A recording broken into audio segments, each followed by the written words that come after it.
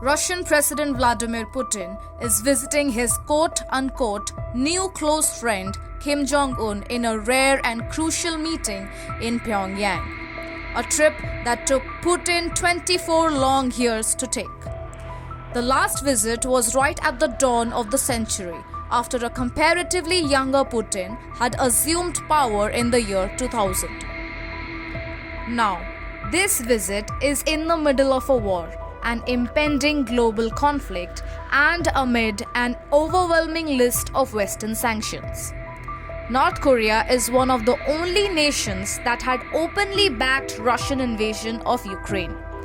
Last year, Putin had hosted Kim in Vladivostok and offered North Korea with space tech in exchange for military hardware. While Russian media had dismissed the reports, war analysts claimed to have found evidence that the Far East nation has been supplying weapons to Moscow for the war in Ukraine. A war that many thought would never happen has dragged on for more than 2 years, with no end in sight. Ukraine is on the edge, even with Western backing, military hardware, jets, and defense systems. Although the war has not been a cakewalk for Russia either, its forces have nonetheless made steady battlefield gains in recent weeks. At the moment, Ukraine is outgunned and outnumbered on the front lines, but it has a larger backing thanks to Western allies. Russia, on the other hand, has fewer allies, but all of them are here to stay. They are mostly dictatorial regimes whose friends and foes remain unchanged for decades.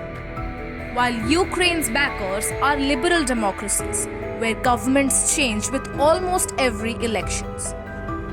And nowhere is a change more imminent than in the United States of America. Donald Trump may just win the presidential elections set for November this year, and there's a fair chance that Trump will not be as willing as Biden to help Ukraine with billions of dollars worth of aid.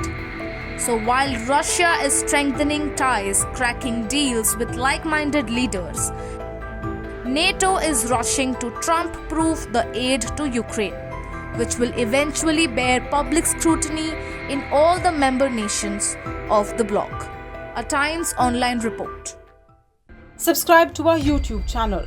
Don't forget to like our videos and hit the bell icon to stay updated with the latest.